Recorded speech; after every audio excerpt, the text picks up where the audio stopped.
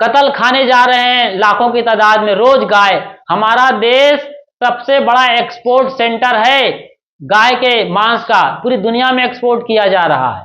भेड़ बकरी और बाकी जानवरों की तो बात ही मत करिए।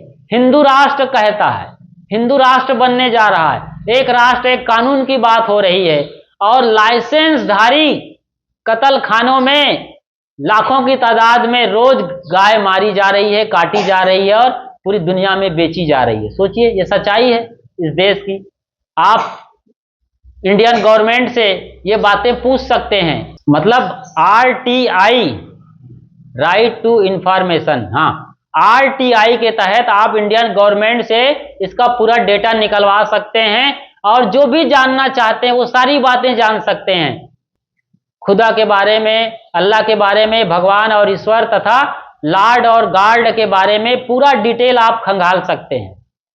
कोरोना हमला कर रहा था, कोविड-19, और वो आदमी को मार रहा था, तो भगवान नहीं देख रहा था? मेरे ही बच्चे जिनको मैंने पैदा किया है वो मर रहे हैं, तो बचाने आना चाहिए था कि नहीं?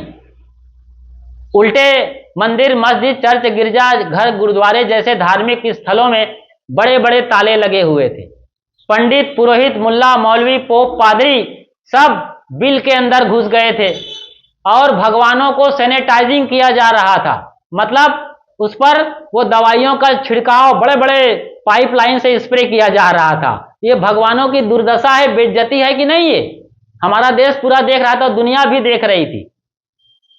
तो भगवान ना तो कर्म फल देने के लिए जरूरत है भगवान की, ऑटोमेटिक नियम है, मैं मिर्च खाऊंगा तो पेट भी जलेगा, पिछवाड़ा भी जलेगा, सीधी सी बात है। इसमें भगवान का क्या रोल है? मैं मीठा खाऊंगा तो जीभ भी मीठा लगेगा और तबीयत भी अच्छी रहेगी, स्वास्थ्य भी अच्छा रहेगा, अच्छा खाएंगे तो। मैं गलत करूंगा, चोरी बेईमानी, तो मेरे अंदर बैठा हुआ भगवान नहीं जानेगा, असली भगवान तो भीतर बैठा है और हम बाहर ढूंढ रहे हैं, नदी, पहाड़, जंगल में, खेत खलिहान में, और प्लास्टिक की, मिट्टी की मूर्तियों में, लोहे और तांबे की मूर्तियों में हम भगवान को खोज रहे हैं। ठीक है, आप पूजा करिए, कुछ देर पूजा करिए, प्रार्थना करिए, मन्नतें मांगिए, ये आपकी शुरुआती दौर में मूर्ति पूजा अच्छी बात है।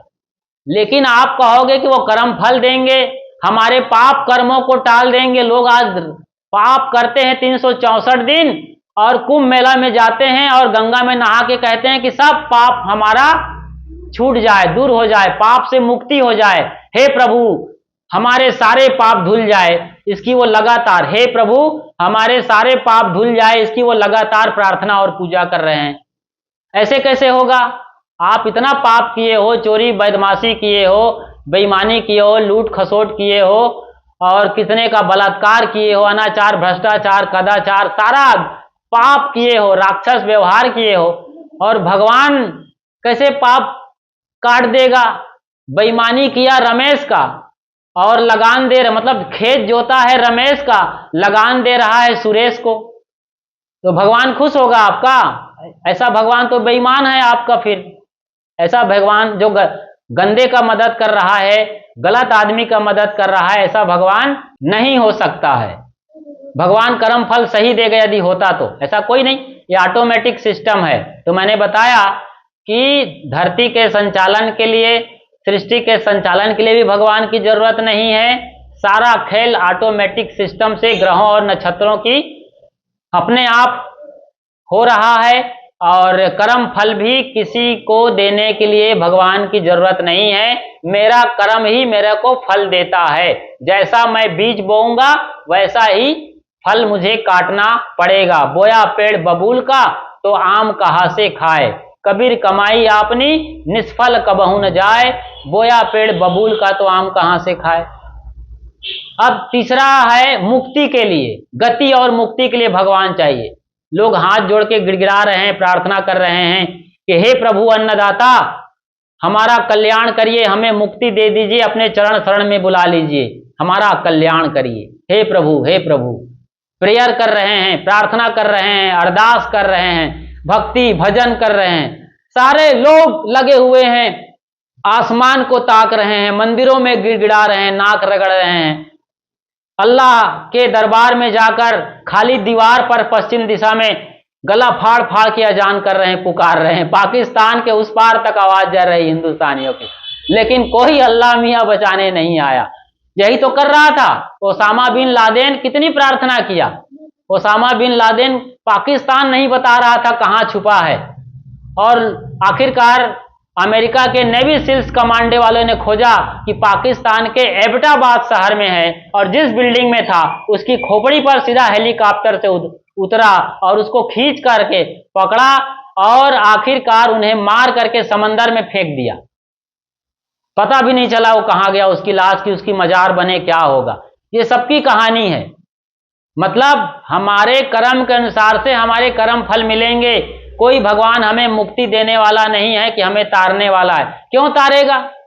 जब आपको वो बुरे कर्मों से नहीं बचा सकता।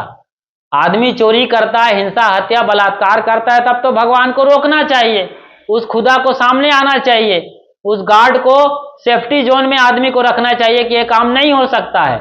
लड़की को भी बचाए, लड़के को भी बचाए, जिसके घर में चोरी हो उसको भी बचाए, जिस चोर चोरी करेगा उसको भी बचाए कि ये काम गंदा नहीं होने वाला है। मेरे रहते चोरी बदमाशी हिंसा हत्या बलात्कार अनाचार कदाचार कैसे हो सकता है? लेकिन उन्हीं के आंखों के सामने सरेआम ये हो रहा है। मंदिर में ही लोग लूटे जा रहे हैं, बलात्कार हो रहे हैं, और क्या क्या नहीं हो रहा है। मस्जिद के अंदर एक मशीन गन वाला आदमी आता है और हजारों लोगों को मस्जिद के सामने ही भून डालता है, और अल्लाह मियां टुकुर टुकुर देख रहा है।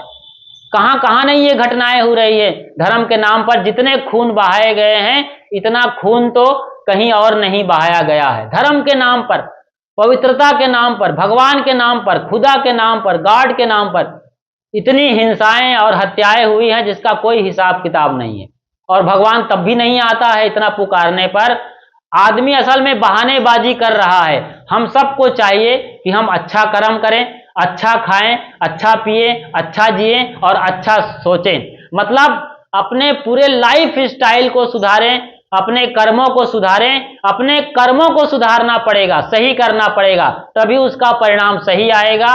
कोई भगवान इस तरीके से नहीं आता, और नहीं किसी पहाड़ में, पहाड़ की चोटी में, तीर्थ स्थान में, किसी गुफा में, किसी पवित्र भूमि में, यानी इस तरीके के माने गए पवित्र तीर्थ स्थलों में, गंगा जमुना जैसे नदियों में, और कैलाश जैसे पर्वतों में, और बाकी मंदिर मस्जिद चर्च गुरुद्वारों में सिर्फ आपकी जो मान्य इष्ट भगवान है, भवानी है, देव गोसैया है, अल्लाह खुदा है, लॉर्ड गॉड है, उनकी प्रतिमा मात्र है।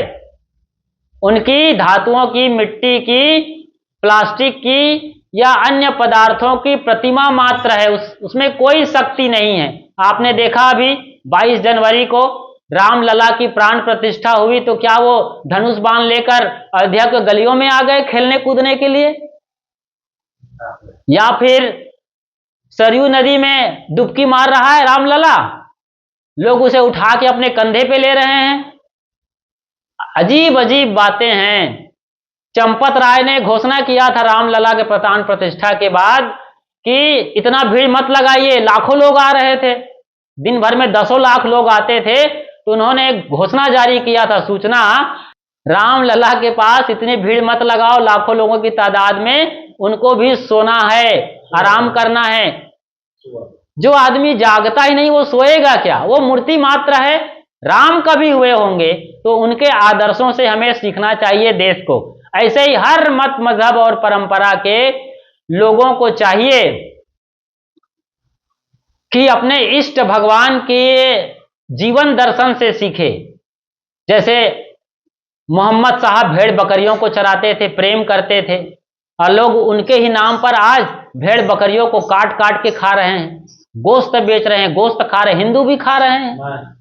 अपने देव गोसैया के नाम पर 2 बूंद चढ़ा देते हैं, बाकी सारे बकरे, मुर्गे, मछली, भेड़ और ऊंट को खून सहित सारा कुछ गटक जाते हैं लोग। ऐसे लोग हैं और कहते हैं हम भगवान के भक्त हैं। क्या खाक भगवान के भक्त हो? उनके बच्चे को तो कच्चे चबा रहे हो, खून के साथ निगल रहे हो। कैसे इतने खूंखार लोग हो? शेर भी ऐसा काम नहीं करता, चीता और बाकी खूंखार जानवर भी ऐसे गंदे हरकत नहीं करते हैं। वो भूख लगने पर ही मार कर खाते हैं। बाकी टाइम में कोई मतलब नहीं है। हिरण भी आराम से उसके पास से निकल जाएगा, मतलब शाकाहारी खरगोश भी निकल जाएगा, शेर कुछ भी नहीं करने वाला है। लेकिन ये जो अपने आप को सिर मुकुट प्राणी कहता है, बुद्धिशाली प्राणी कहता है, ये मानव निरीह और मूक प्राणियों को रात दिन मार मार के खा रहा है। सी फूड, समुद्र से निकलने वाली लाखों टन मछलियों को मसाला में डाल डालकर भून भून कर खा रहा है। बड़ा व्यापार चल रहा है। कत्ल खाने जा रहे हैं लाखों की तादाद में रोज गाय। हमारा देश सबसे बड़ा एक्सपोर्ट सेंटर है गाय के मांस का, पूरी दुनिया में एक्सपोर्ट किया जा रहा है। भेड़ बकरी और बाकी जानवरों की तो बात ही मत करिए। हिंदू राष्ट्र कहता है, हिंदू राष्ट्र बनने जा रहा है। एक राष्ट्र एक कानून की बात हो रही है, और लाइसेंसधारी कत्ल खानों में लाखों की तादाद में रोज गाय मारी जा रही है, काटी जा रही है और पूरी दुनिया में बेची जा रही है। सोचिए, ये सच्चाई है इस देश की। आप इंडियन गवर्नमेंट से ये बातें पूछ सकते हैं, मतलब आरटीआई, राइट टू इंफॉर्मेशन, हाँ, आरटीआई के तहत आप इंडियन गवर्नमेंट से इसका पूरा डेटा निकलवा सकते हैं, और जो भी जानना चाहते हैं वो सारी बातें जान सकते हैं। खुदा के बारे में, अल्लाह के बारे में, भगवान और ईश्वर तथा लॉर्ड और गॉड के बारे में पूरा डिटेल आप खंगाल सकते हैं। तो आज हमने अच्छी तरीके से देखा है और समझा है कि कोई कहीं पर भूत भवानी, देव गोसैया, ब्रह्म राक्षस, जिंद चुड़ैल, मरी मसान, टोनही, कहीं कोई ऐसी ताकत नहीं है जो आप पर बलात् आ करके, मतलब जबरदस्ती आपके गर्दन पकड़ करके खून पी जाए रात में आप सोए हो तो। टोनही वाले कहते हैं कि रात में टोनही आती है और छत में छेद करती है, या खपरेल को हटा करके एक धागा देती है और आपके नाभि में उसको धागा को फंसा करके सारा खून पीती है। ऐसी टोनही की मान्यता है। ऐसे ही ब्रह्म राक्षस, जिन चुड़ैल और जितने हमने नाम लिया उस सब की कहानी है। ऐसी कोई ताकत नहीं है। आदमी ही सबसे बड़ा खूंखार जानवर है, इससे बड़ा राक्षस कोई नहीं है। यही टोनही, यही है भूत है, यही प्रेत है, यही सबको खाने मारने पीटने वाला हो गया है। रात में सिर्फ अंधेरा होता है और जंगली जानवर सक्रिय हो जाते, जैसे उल्लू, ये सक्रिय हो जाते हैं। बाकी और कोई डर नहीं है कि भूत प्रेत, मरी मसान, जिन चुड़ैल आएंगे, कुछ नहीं है। हाँ, आदमी से रात को डरना चाहिए। आदमी ये सारा काम कर सकता है जिनको हम समझते हैं कि जो बुरी शक्तियां हैं, ये हावी बुरी शक्तियां आज आदमी ही है। आदमी के अंदर घुस गई हैं ये सारी बुराइयां, और ये जब चाहे छीना झपटी कर रहा है, चोरी डकैती कर रहा है, हिंसा हत्या कर रहा है, लूटपाट कर रहा है, और आदमी को ही लूट कर घर भर रहा है आदमी। ये हालत हो गई है आज। आदमी को मारकर घर भर रहा है आदमी। ये सारी चीजें हो रही है। तो इस तरीके से हमें जड़ पिंडियों को पूजने से, उनकी प्रार्थना करने से और उनसे भोग मोक्ष मांगने से बचना चाहिए। जड़ पिंडियों की पूजा करिए, प्रार्थना करिए, थोड़े हद तक सही है, लेकिन शुरुआती दौर तक जिंदगी भर नहीं करना है। जिंदगी भर जैसे बच्चा ए फॉर एप्पल करता रहे, दूसरे साल भी पढ़े तो आप पागल खाने में भर्ती करोगे। अरे दूसरा साल भी ए फॉर एप्पल, तीसरे साल भी ए फॉर एप्पल, से आगे जा ही नहीं रहा है। लेकिन यही काम धार्मिक जगत में सालों साल चलता रहता है। वही पूजा, वही प्रार्थना, वही गुनगुनाना, वही जड़ पिंडी को नहलाना, वही उनको खिलाना। अरे जब तुम्हारा भगवान रोज रोज 56 भोग खा रहा है, लड्डू, पेड़ा, बर्फी, सेब, मौसम्बी, संतरा, चीकू, अनार और तमाम फल, मिष्ठान, मेवा खा रहा है, ड्राई फ्रूट्स खा रहा है, सैलिड्स खा रहा है, स्प्राउट्स खा रहा है, 56 भोग खिला रहे हो, तो इतना खाएगा तो पेट तो बढ़ेगा ना जी उसका। पेट में जाएगा तो होगा ना डाइजेशन, फिर टॉयलेट भी तो जाएगा। तो मंदिर में तुमने उनके लिए कोई बना रखा है टॉयलेट, बाथरूम? कहां जाएगा इतना खा खा के? पेट फट जाएगा भगवान का। इतना खिलाए जा रहे हो, दिन रात खिलाए जा रहे हो, घर के सारे लोग खिला रहे हैं, सारे भगवानों को खिला रहे हैं, देवियों को भी खिला रहे हैं, देवी भवानी को, तो कहां जाएंगे वो? टॉयलेट, बाथरूम कुछ बनाए नहीं हो? कभी पूछते हो अपने आप से? सवाल करो, पूछो, सच को देखने का सामना करो और बर्दाश्त करो सच को। बर्दाश्त करने का मतलब सत्य को आंखें फाड़ के देखना सीखो, सत्य का मुकाबला करो। तब आपके अंदर की ये भ्रम मान्यताएं, झूठे कर्म कांड, ढोंग ढकोसले, कर्मकांड, पाखंड, भ्रम, अंधविश्वास, छू मंतर, जादू मंतर बाहर निकलेंगे और आप सच के धरातल पे आओगे, जिन्हें कबीर साहब का पारक सिद्धांत कहा जाता है। सत्य को जानकर सत्य को जीना। कबीर साहब ने कहा है, सत्य कबीर सत्य है वक्ता, तन मन भजे रहू मोरे भक्ता। कबीर साहब को अच्छे से पढ़ना चाहिए, सच को नंगी आंखों से देखना चाहिए और अपने भीतर के जो विचार उठ रहे हैं, भीतर जो परमात्मा बैठा है, हृदय में विराजमान है, उसकी बातों को सुनना चाहिए, क्योंकि असली भगवान, असली खुदा, असली गॉड हमारे हृदय में बैठता है। वहां से कभी भी बुरा करने का संदेश नहीं आता है। जब भी आप बुरा करना चाहोगे, भीतर वाला रोकेगा, अरे क्या करने जा रहे हो, ऐसा गंदा काम करोगे, न तुम्हारे बाप करते हैं, न माँ करते हैं, न दादा दादी करते हैं, न खानदान में लोग ऐसे हुए हैं, आप कैसे इतना गंदा और नीच काम करोगे। तो वो रोकता है। जब भी बुरा करोगे, बुरा सोचोगे, बुरा देखोगे, बुरा सुनोगे, हमेशा वो पहली बार में ही रोक देगा। गलत काम नहीं, बिल्कुल कदम नहीं बढ़ाना है। लेकिन आप मन कोतवाल का सुनते हैं, मन रूपी वकील का दलील मानते हो और गलत रास्ते पर निकल जाते हो, क्योंकि आपके धर्म ग्रंथों में गलत बातें लिखी हुई है, आप भगवान के नाम पर गलत मान्यताओं में पड़ गए हो, आप खुदा अल्लाह गॉड के नाम पर गलत सिखावन में आ गए हो और ऐसी किताबों की उधारी बातों को, तथा कथित गुरुओं के झूठी बातों को और परंपरा की मान्यताओं को, यानी लकीर के फकीर बन करके अपना जीवन का सवा सत्यानाश कर रहे हो। सत्यानाश नहीं, सवा सत्यानाश, सब कबाड़ा कर रहे हो। इतने बड़े बलशाली आदमी होकर, चैतन्यवान प्राणी होकर, स्वयं परमात्मा भीतर विराजमान हो रहा है, उसके बावजूद अंधेरे में जा रहे हो, गर्त में जा रहे हो और अपना जीवन का सत्यानाश कर रहे हो। तो इनसे बचो, सच का सामना करो और आपके अपने पसंदीदा यूट्यूब चैनल खुशहाल जिंदगी टीवी पर इस तरह के कर्मकांड, पाखंड, ढोंग ढकोसले, भ्रम मान्यता, छू मंतर, जादू मंतर से बाहर निकालने के लिए और सत्य के धरातल पर खड़ा करने के लिए तमाम वीडियोस उपलब्ध है। उन्हें देखिए, समझिए और अपना कल्याण करिए और स्वयं का मार्ग प्रशस्त करिए।